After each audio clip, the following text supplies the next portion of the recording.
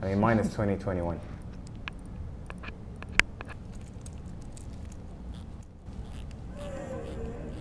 It sounds nice. You see? Crisp.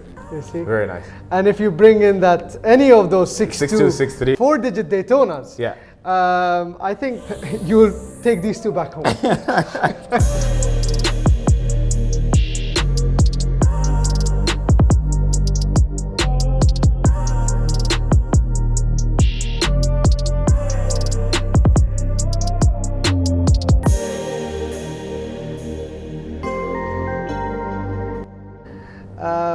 I would like to give an introduction today instead of you. Okay. If you don't mind. Hit out the introduction. Hi everyone, it's your boy Rada, and It's your boy Khalid. that's how it has to happen. Fantastic. Thank you for having me here. Pleasure, always a pleasure to have you. I see that we have a good table today with some really interesting timepieces that we will be talking about. Battle of the Chronographs. Yes, an exciting one as well. I think more of a battle of the ultimate sports watch when it comes to steel watches. An interesting topic that many have spoken about in the past. And let's see how it goes. Fantastic. Always a pleasure to have you, Khalid. For me, honestly, I'm always happy being surrounded with a wealth of knowledge, really, when it comes to watches. That's what you hold and your diversified collection. I know one of the things that we talked about in the interesting live we had with Roman Sharif, Ken Miguel from SoCal Watches, there was a point where you talked about the 5712, the Geneva seal and the non-Geneva seal. I caught some of these differences too, but maybe if you can tell us, first of all, what's on your wrist today and walk us through some of these differences. So I've got a 5712, and so basically very quickly on the differences. The most noticeable difference on the 5712 Geneva seal and the 5712 Patek Philippe seal is obviously on the power reserve. So you've got the 48 hours, there's a dot which is above 48 hours, that comes in the Geneva seal. In the Patek Philippe seal, you've got another dot on the left side. So you've got two dots. Lower power reserve indicator. Correct. So on the 48, you've got one on top and then one on the side. The other one is obviously, you have the Geneva seal hallmark at the back of the case, at the movement side. That's the major change. Then the moon lower phase. Power reserve. Correct. Okay, got it. It's not lower, but in terms of just the indicator has been done in that way, because the 3712 was like that. Correct. The moon phase as well, which is different. And again, in 3712, you had the index at 7, which is now not there, and there's only one index at 6, apart from the other indexes on the watch. The other thing as well that you see there is the moon phase, and of course the numbering. The way the numbering was in the 3712 is quite different from the 5712. Got it, right. But that's, in a nutshell, an interesting aspect of obviously the 5712 differences. So what's on your wrist, Rada? So I've been chasing basically this Batman from 2018, the first gen that came out, and I didn't get it. And I was transitioned to the Batgirl, right, the Jubilee strap one, and I picked up this watch in December 2019. Super excited, was super excited to get it, was so happy about it. Believe me, I wore it December, tail end of December that is, I wore it January, and it's just been on the box since. This is actually the first time I wear it in almost 2 years now, believe it or not. So this is the second gen BLNR GMT, where you have basically Swiss made at 6 o'clock, as opposed to the previous version. Of course, it's the updated power reserve, etc., etc. This watch does not need any introduction, but that's not why we're here today. We're here because we're going through what? You want to call it Battle of the Chronographs? Is that what we're doing? Well, sort of. Okay. But I think if we wanted to have a full-fledged battle, we would have to have more watches in here. But it seems it's a very interesting lineup that we have today here, which is on the table. Indeed. If you want to do the honors. So we've got a Panda dial Daytona. This is my Daytona.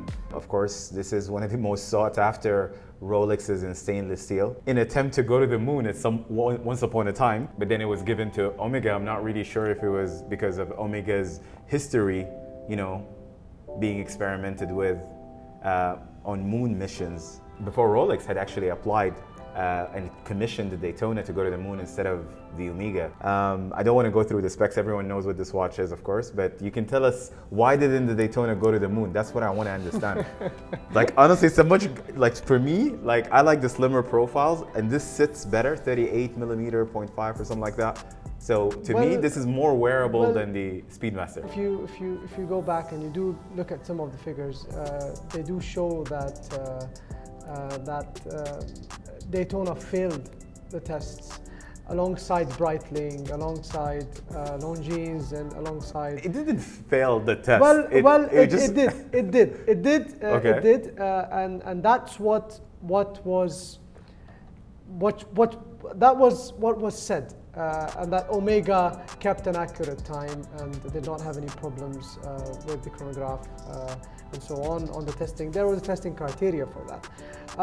But I do have to agree with you that the Omega Speedmaster was a Lemania-based 3-1, and it did have an upper hand because one of the members of the judges, basically, that were there, had worn that particular watch earlier to another a satellite mission, at the time. I think that was the reason, as opposed to the Daytona failing or not keeping accurate time. Well, to 2 plus 2 minus 2 seconds. Well, I think we can't come to a conclusion on that, but that's what was what was said and what was actually given out to the general public.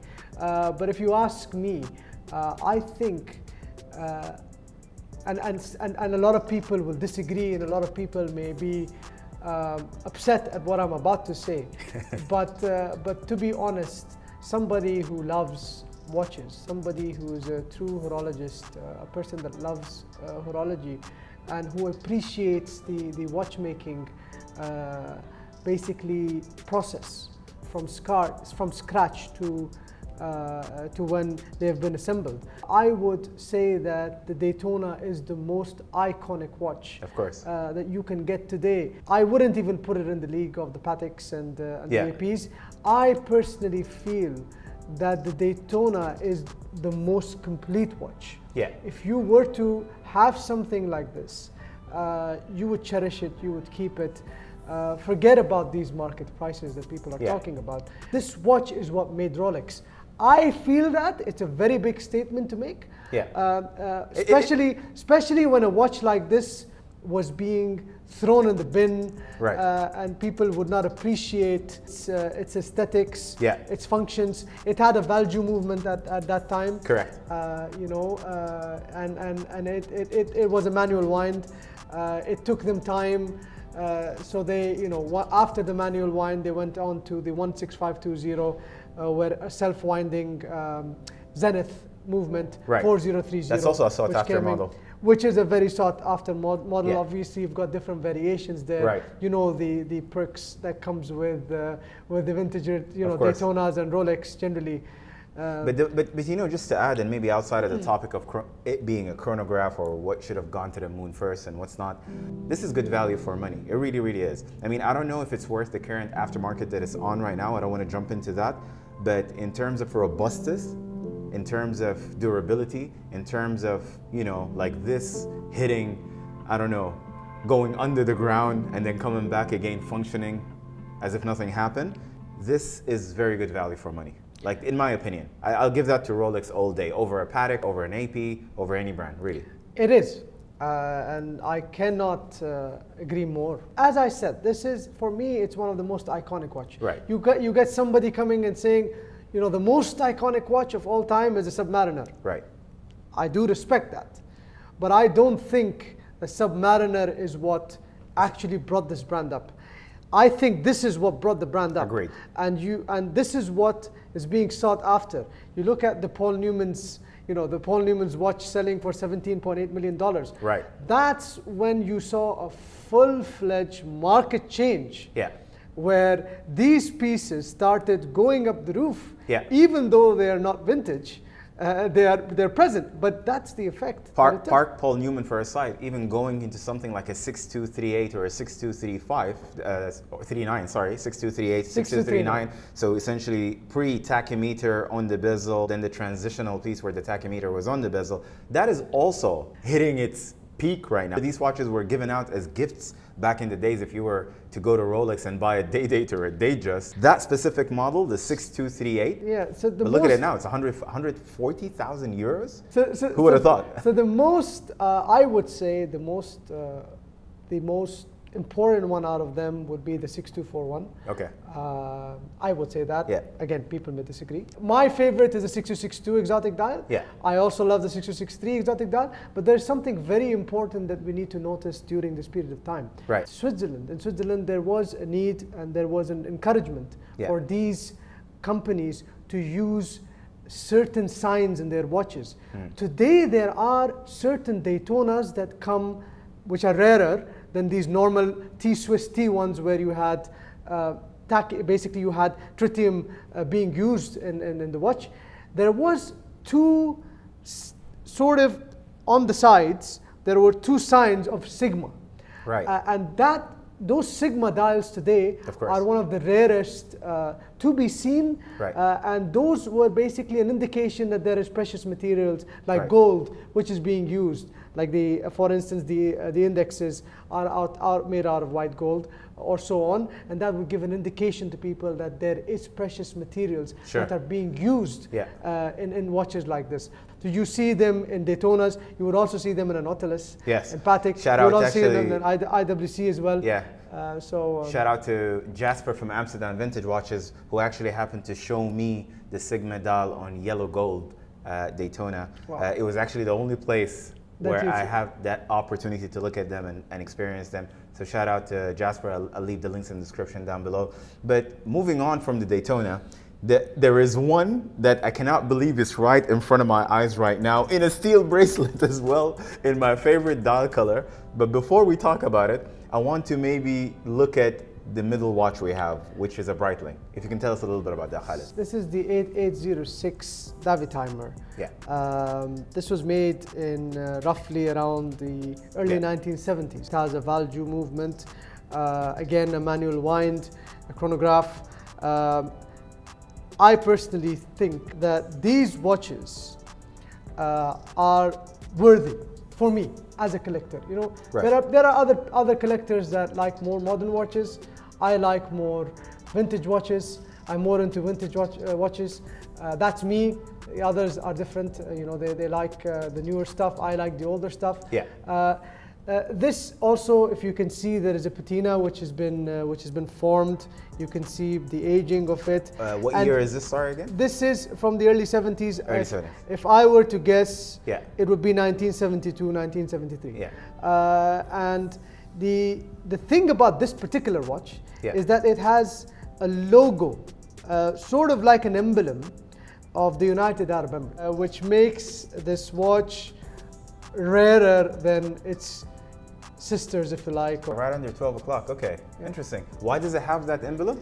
Because this is commissioned to the UAE or? Yes, so basically these watches were given to pilots. Right, okay, of course. The Air Force pilots from the UAE that had gone out for training to one of our neighboring countries. Yeah. And they were given as gifts. Yeah. The thing about these watches is, and I think we were touching on this as well in our live, you can never know how many pieces were made. Right. But from what I know and what I understand, being a national from the UAE, and this is a UAE watch, there were only 20 made. 20 of them? 20 of them. This is one of 20, wow. This is one of 20 Interesting. made. That's nice to know. A very rare watch. It makes it even much more exciting, of course. Correct. Not only that it's a vintage piece, not how the patina had aged actually, but it's also because it's got the UAE emblem and potentially 1 out of 20 that we've got on the table here. This is very interesting. I mean, it could be more, it could be less, it could be hundreds. I got you. You know, but this is what we hear. It's round about with that logo. But Khalid, let me just express this in my own way. Let me tell you guys, like, I cannot believe that I'm looking at a 5960 in white dial in a full stainless steel bracelet. MashaAllah, I mean, this is such a beautiful watch. This is the first time I actually see the white dial in person.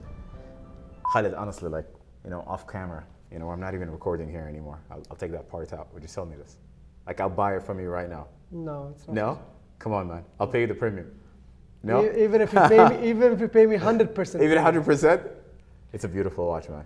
When you see it in person, it's different. As I told you, bro, if you were to keep, I don't even want to shoot this video anymore. I just want to look at this watch, to be honest. Khaled, I mean, walk us through it, man. I'm going to let you do that, but I'm just trying to express my excitement because, you know what? I actually thought it's going to be beefier. I thought it's going to be a little bit bigger and a little bit thicker than what it actually is, but I haven't even put it on the wrist. But this is a really, really nice size, huh? Yeah. This is a Rolex Daytona size almost. So it's a 40 millimeter, and why this watch is very exciting. The reason being is that if you go back a few years ago, no one would really pay a lot of attention to this watch, and you would see it. Some retailers were also selling it for discounts. It's gone up like crazy right now. In recent times. Yeah. Now there is two reasons for that. Right. And I will get into those reasons if you remind me before we wrap this up. But I would like to first talk about its functions. Yeah. One of the main reasons why I think this is one of the best references that were released by Patek Philippe is because it is, for me and from what I have seen, one of the most complicated steel watch. So it's an annual calendar. It's the first automatic in-house flyback chronograph move, which has been created by Patek. Correct, that's very true. It has a 12-hour mono counter. It's got a power reserve monitor. Right. It's got the annual calendar. It's got a date, and it's got a day and night indicator. Right. So it's got so many functions if you'd like to count them. Right. Apart from it being a flyback chronograph. So that's Beautiful that's what makes this watch so special. Now going back to why it's sought after. Price is one. The people that are going for this are not really in it because of what it is. Sure. It's because it's going up and they see an investment opportunity. Sure. But the second one is now people are waking up and understanding that, all right, the historical value is one thing, of course. It's one of the most complicated movements that is in a steel watch. I can't get a Nautilus. I can't get an Aquanaut. So because I can't get those two, and those numbers are crazy, why not I buy this, which is a little bit less in terms of what it is going for right now. Right. And it's a full steel bracelet watch. Yeah. And it's a Patek Philippe. So let's go for that. With all due respect, that is a bullshit way of looking at it because I would pick this over any Nautilus any day. That's any day. That's what I come back to. What I said. For sure. That's the general consensus that I see around collectors. Is that why you think the price went up for it? Of course. You cannot obtain Nautilus. You cannot obtain the Aquanaut at retail prices. Yeah. You can obtain this for a premium, but this is discontinued. Yeah. It's not been in production. Just to let you know, the first 5960 that was introduced was in 2006. Yeah. This was roughly made for 3 to 4 years, from 2016 up to 2018. In this white dial, obviously, because there's white and black dial. Both. Black dial was only made for 8 months. Which one is more limited? The black dial. I like this one more. Khaled, I mean, you look at this bracelet, opinion. man. Look at this bracelet. You would change your opinion if you see the black one. I've seen the blue dial one. Is that That's platinum? A platinum. That's platinum, That's a right? platinum. To be honest, the premium is not high on this. Yeah? What are we talking approximately? No, not much. Today you'd probably be paying 15 to 20,000 dirhams over what it retailed for. What was the retail? Let's say around $50,000. That was retail. That was retail. For the stainless steel. Today is going for 60, 65. Wow. And I think it has, you know what I think? I think this is an amazing opportunity to jump on it. That's what I said. That's what I said to you. I think there's room for this to grow. Because the two reasons. You see, we come back to the two reasons. Right. So one obviously is because the Nautilus and the other ones are out of reach now with those pricing issues that we're facing. This is the next. But to be honest, this should be the first. And then those other two should come later, because this is what you are getting from Patek Philippe. This is what you expect from Patek Philippe. Right. A horology piece, which has so many functions. And look at the symmetry in this watch. They could have made a mess out of this dial. Definitely. But the way they have positioned every single thing makes the dial looks beautiful. Right.